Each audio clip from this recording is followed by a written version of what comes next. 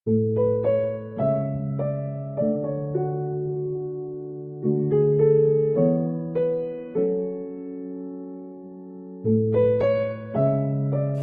Friends, welcome to my channel. मैं हूं नम्रता और आज हम बनाने जा रहे हैं महाराष्ट्र की बहुत ही फेवरेट डिश ऐसी पुरणपोळी।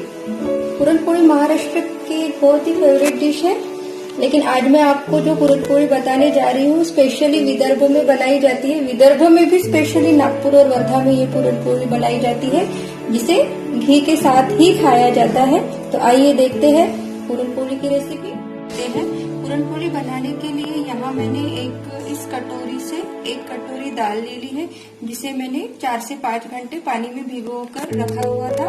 पानी में भिगोने से क्या दाल और सॉफ्ट हो जाती है, नरम हो जाती है, जिससे वो बहुत जल्दी पक जाती है और बहुत अच्छी तरह पकती है। तो चलिए आइए इसे प्रेशर कुकर में हम पका देते हैं। इस पे रखेंगे, इसमें मैं दाल डाल देती हूँ।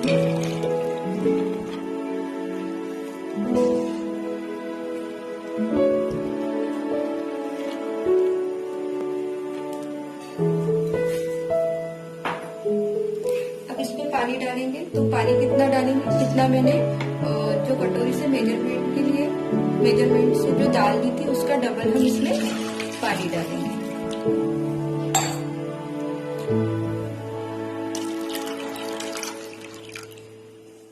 कुकर में लगा दी है। अब इसे हम मीडियम फ्लेम पे कम से कम 4 सीटी होने तक पकने देंगे। कुकर में पकती है तब तक हम इधर आटा गूंथ देते हैं। इसके लिए मैंने आटे को पहले इस छन्नी से छान लिया है। डालेंगे थोड़ा सा गूंथ लेंगे, इसमें हम थोड़ा थोड़ा पानी डाल के आटा गूंथेंगे। पुरणपोळी बनाने के लिए हमें सॉफ्ट आटा डालकर इसे 10-15 मिनट के लिए हम ढककर साइड में रख देंगे। हो गई है और अभी हमारा कुकर भी ठंडा हो चुका है। तो आइए देखते हैं।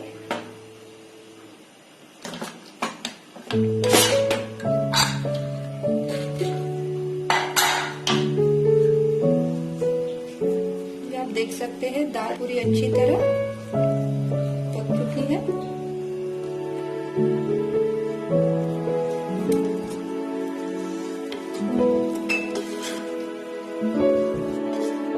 इसे गैस ऑन करके इसे थोड़ी देर गैस पे रखेंगे और इसमें जो ये एक्स्ट्रा वाटर है, जो एक्स्ट्रा यहाँ पे जो पानी है, इसे हम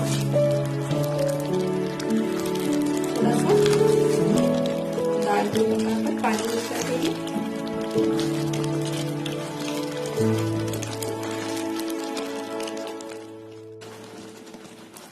जब तक इस दाल का पानी एब्जॉर्ब नहीं हो जाता, जब तक दाल हमारी थोड़ी गाढ़ी नहीं हो जाती, तब तक हम इसे हाई फ्लेम पे इस तरह पका लेंगे। कुछ लोग इसका पानी निकाल देते हैं और उसके बाद उसकी महाराष्ट्र में स्पेशली एक आमटी बनाते हैं। तो हम जनरली इस पुरणपोळी को हम घी के साथ खाते हैं। अगर आपको इसका पानी निकालना होगा तो आप पहले थोड़ा ज्यादा पानी डालिए और वो पानी निकालिए। मैं पानी नहीं निकाल रही हूँ क्योंकि हमें इस पुरणपोळी को घी के साथ खाना है। तो मैंने पानी इसमें ही पूरा एब्जॉर्ब होने तक या दाल गाढ़ी होने तक पानी को इसमें ही दाल को पका दिया है। अब दाल हमारी गाढ़ी होने लगी है। अब हम इसमें डालेंगे जितनी दाल मैंने ली थी उसे थोड़ी सी कम शक्कर,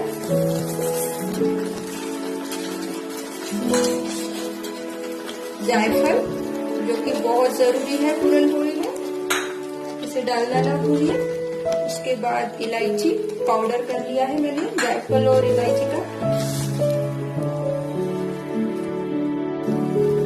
इसे अच्छी तरह मिक्स कर लेंगे ताकि ये सारी चीजें दाल में अच्छी तरह मिल जाए। फ्लेम को मैंने हाई रखा है और हम इसे अच्छी तरह दाल के साथ पका लेंगे। हमने इसमें शक्कर डाली है तो आपको ये जो मिक्सचर है ये थोड़ा भी पतला लगेगा, लेकिन थोड़ी देर में ये गाढ़ा हो जाएगा। तो इसे ऐसे थोड़ी देर करेंगे ताकि ये नीचे ना लगे। हो गया है। अब मैं गैस बंद कर देती हूँ और इसे हमें पॉट में निकालेंगे।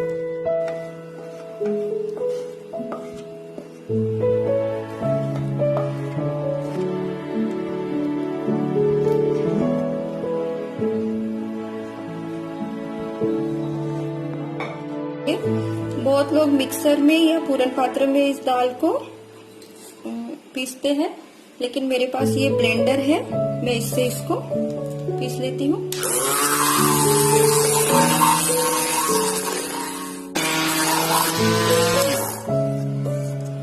तो देखिए मैंने इसे 2-3 बार इस ब्लेंडर से चला लिया है। हमारा मिश्रण बारीक हो चुका है।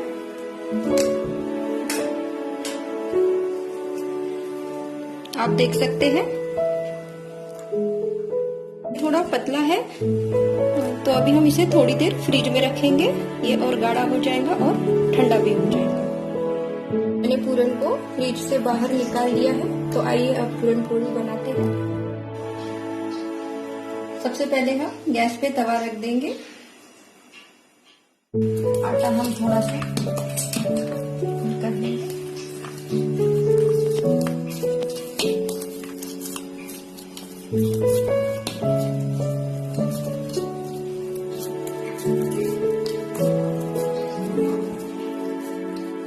छोटी रोटी बेलेंगे।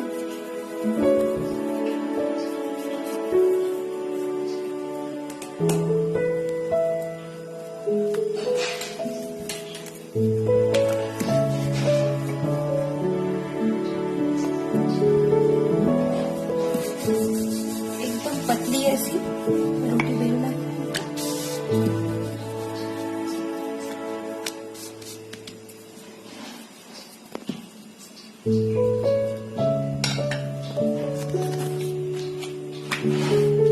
अब हम इसमें इस पूरन को भरेंगे।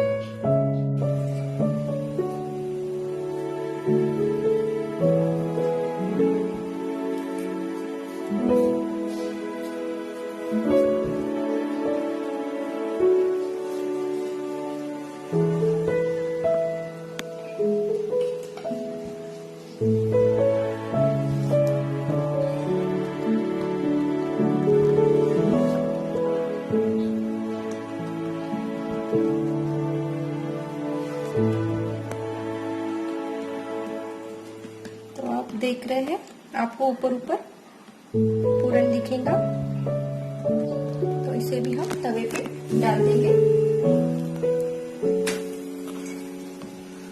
थोड़ा सा घी या तेल जो भी है आपके पास, जो भी अवेलेबल है।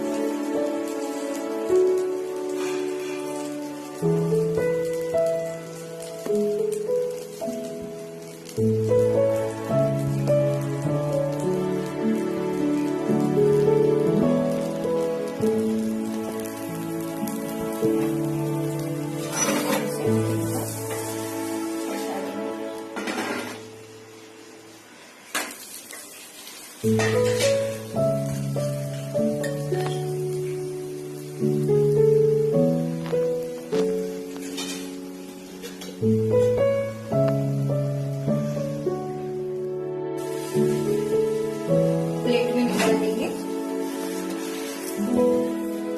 पलटाने या इसको टर्न करने का और एक तरीका है, जो पुराने लोग और मेरी मम्मी भी यही यूज करते तरह रोटी पलट लीजिए। घी या तेल लगाइए। आजकल हम शॉर्टकट यूज करते हैं, लेकिन पहले शॉर्टकट यूज नहीं करते थे, तो इस तरह रोटी को टर्न करते थे। तो देखिए कितनी अच्छी हमारी पूरन पोली बनके तैयार हुई है। तो लीजिए, रेडी हो गई है हमारी टेस्टी पूरन पोली। अगर आपको मेरी ये रेसिपी अच्छी लगी तो आप इसे लाइक और शेयर करें और मेरे चैनल को सब्सक्राइब करना ना भूलें, और मुझे कमेंट बॉक्स में लिखकर बताएं अगर आपको कोई डिफिकल्टी आती है तो बनाइए। Thank you.